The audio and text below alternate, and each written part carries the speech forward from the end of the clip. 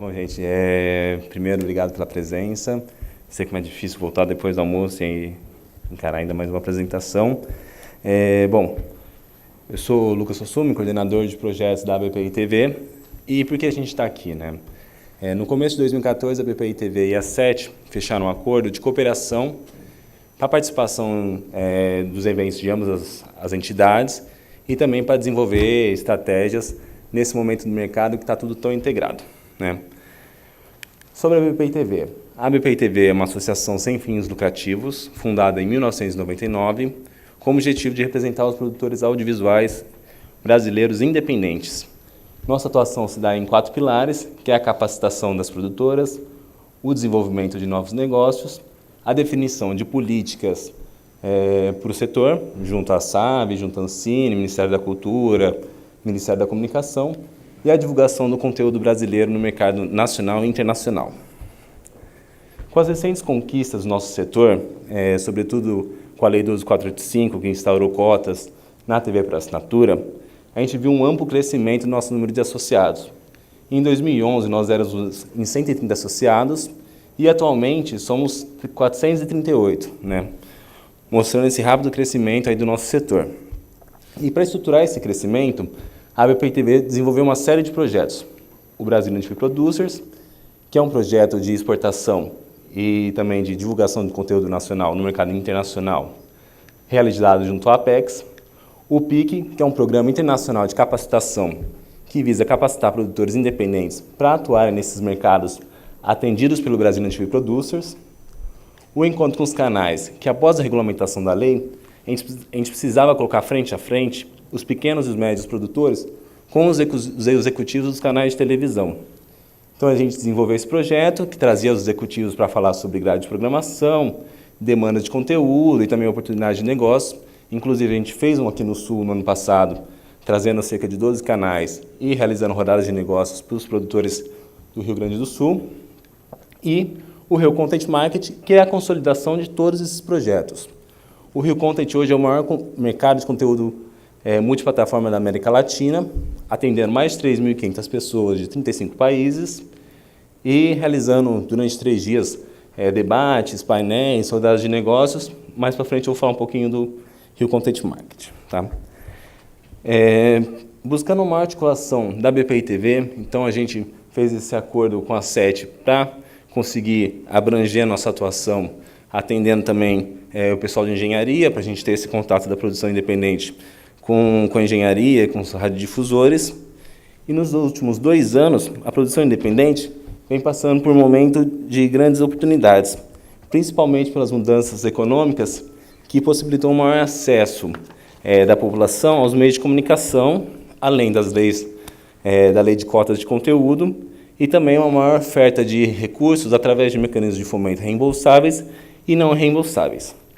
Segundo o levantamento da PwC, o mercado de entretenimento e mídia no Brasil, de 2013 até 2017, a estimativa é de faturamento bruto de 71 bilhões de dólares, colocando o Brasil entre os 8 maiores mercados de consumidores de entretenimento e mídia do mundo, né? Esse número representa o atual momento da indústria criativa no Brasil, não só do audiovisual. Grande parte desse crescimento deve-se ao acesso à classe C da população ao serviço de banda larga e TV por assinatura, que em 2014 atingiu 18,6 milhões de assinantes, ou seja, 30% do número de lares no Brasil hoje possuem acesso à TV por assinatura, né? E dessa forma, a gente começa nessa forma a gente aumenta o acesso desse público aqui ao conteúdo internacional e, além disso, a gente começa a definir estratégias para a exploração e divulgação do conteúdo nacional, né? Então, a Lei 12.485 de 2011, que é a conhecida Lei da TV Paga, ela define cotas para o conteúdo audiovisual nacional, os canais de espaço qualificado, de toda a grade de programação dele, 3 horas e meia semanais, devem ser veiculados conteúdos brasileiros, né? E metade desse conteúdo, 50%, devem ser produzidos e de propriedade intelectual de produtoras brasileiras independentes. Além dessas cotas, surgem também a criação dos canais brasileiros independentes de espaço qualificado. Então, é o Curta, é o Cine Brasil TV e o Canal do Sul, os canais programados pela Box Brasil, garantindo maior presença no line-up das operadoras, e esses canais têm como contrapartida a veiculação de até 12 horas diárias de conteúdo brasileiro independente, sendo dessas 12 horas, 3 horas diárias de conteúdo veiculado no horário nobre, né? E quais são os reflexos dessa lei, agora que a gente tem aí cerca de 20 meses da regulamentação dela e do início de cumprimento das cotas, né? Eu vou passar para isso aqui. A gente vê que ela trouxe a produção de mais de 150 obras, né, seriadas e programas de TV, feitos por produtoras brasileiras independentes. Esse número ele quadruplicou a presença do conteúdo brasileiro independente na televisão. Além disso, um levantamento feito pelo Ibope em janeiro de 2014 aponta que das 21 séries séries de ficção mais assistidas na TV paga, 9 delas são brasileiras, né? E 8 delas são produzidas por produtoras independentes de televisão. Isso daí demonstra que o brasileiro ele tem um desejo latente, ele tem uma demanda em ser visto na TV, né? Em se ouvir na TV, e também mostra que a gente possui criatividade e possui um potencial muito grande, não só criativo, mas também tecnológico, de equipes que possam atender a demanda imposta pela Lei 12.485 de uma forma muito tranquila. Além disso, a lei traz outros benefícios, né? Que além da maior presença do conteúdo nacional na TV paga, ela garante a entrada das telecoms no segmento de TV por assinatura. Isso possibilita que com o aumento da concorrência, o valor dos pacotes baixe e a classe C tenha o acesso à TV por assinatura, e ele limita em 25% o espaço para obras publicitárias, assim como na TV aberta. E essa limitação faz com que sobre recursos para serem aplicadas na produção de conteúdo audiovisual, né? E também a produção brasileira independente, ela vem conseguindo alcançar novos espaços, não só na TV aberta ou na TV fechada, mas também em outras plataformas. Um projeto hoje ser multiplataforma é indispensável para uma obra conseguir se monetizar e conseguir, por exemplo, na lei, o produtor ele é proprietário da obra. Então, os recursos saem da produtora, saem dos recursos que ela consegue captar também pelas leis de fomento. Então, é necessário que o produtor pense em um projeto que tenha uma cauda longa. Por exemplo, Peixonauta, que é uma obra que foi feita para TV aberta e para TV por assinatura, no Cartoon Network, só que ele tem uma cauda longa. Ele já foi para jogos online, já virou livro, já virou peça teatral, né, um musical, e hoje é o nosso maior exemplo de conteúdo brasileiro independente, porque ele tem uma presença em mais de 60 países, né, além de ser líder de audiência no Cartoon Network. Além disso, a gente tem conteúdos que nem passaram pela janela de TV aberta e TV por assinatura, que é o caso do Partido dos Fundos e o Galinha Pintadinha, que são projetos que, quando viabilizados, são menores, mas que demandam recursos, desprendimento de recursos menores, mas que conseguiram também se tornar sucesso. E a gente tem o exemplo do Netflix também, que agrega todos esses conteúdos numa mesma plataforma, numa mesma janela. Bom, então, esse crescimento, né, do setor, o aumento da audiência, a presença do conteúdo brasileiro na TV por assinatura, ela trouxe alguns gargalos também para o setor. E um dos gargalos é a falta de equipamentos, né, de profissionais e também de estúdios. Porque a gente tem que pensar da seguinte maneira, que enquanto as principais emissoras, eles dispõem de grandes estruturas como equipamento, equipe, tecnologias que é dedicadas à produção de conteúdo próprio. Enquanto isso, a produção independente ela não possuía isso. Nossa estrutura é sempre muito pequena e grande parte da nossa estrutura para produzir conteúdo ela é terceirizada. Dessa forma, a gente conseguia manter custos baixos, flexibilidade nas nossas operações e também agilidade nas nossas tomadas de decisões. Então, com a demanda de conteúdo, está sendo necessário investimento na capacitação de profissionais compra de novos equipamentos, de tecnologias, pesquisa e formação de elenco, que é um ponto também crucial, que está faltando elenco para novas séries, e principalmente na capacitação de novos profissionais, na área de criativa, técnica, executiva, legislativa e comercial, que é o nosso principal gargalo, né? E a gente tem que fazer a capacitação desses profissionais para atender as demandas que vão surgir ao longo dos próximos anos.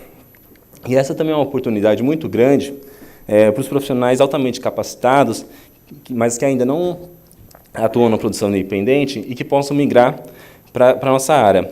Como exemplo, a gente vê executivos hoje que estavam em canais de TV por assinatura, que estavam em canais abertos e estão migrando para a produção independente para atender a área de desenvolvimento de novos projetos, porque eles já possuem um conhecimento de como funciona todo o processo, né?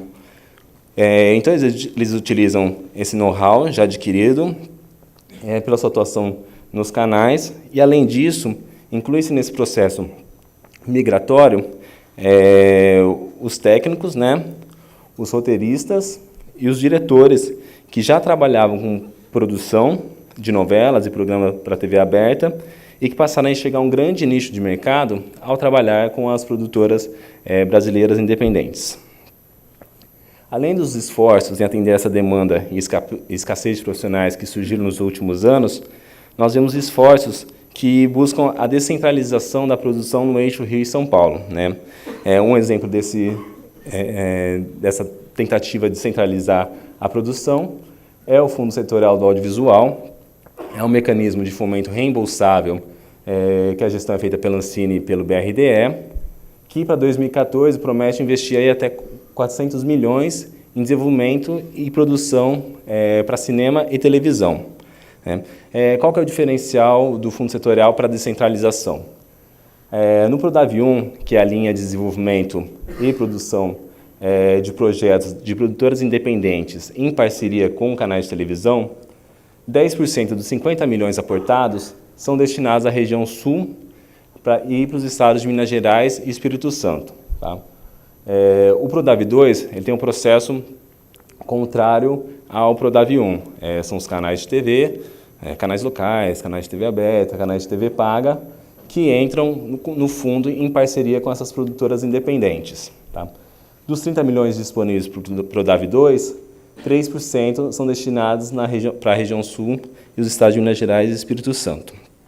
Qual que é o outro benefício que o Fundo Setorial traz para os produtores locais? Quando você vai pedir recursos no fundo, ele é um fundo reembolsável. O canal que entra em coparceria com a produtora independente, ele tem que adquirir a primeira licença desse produto, né?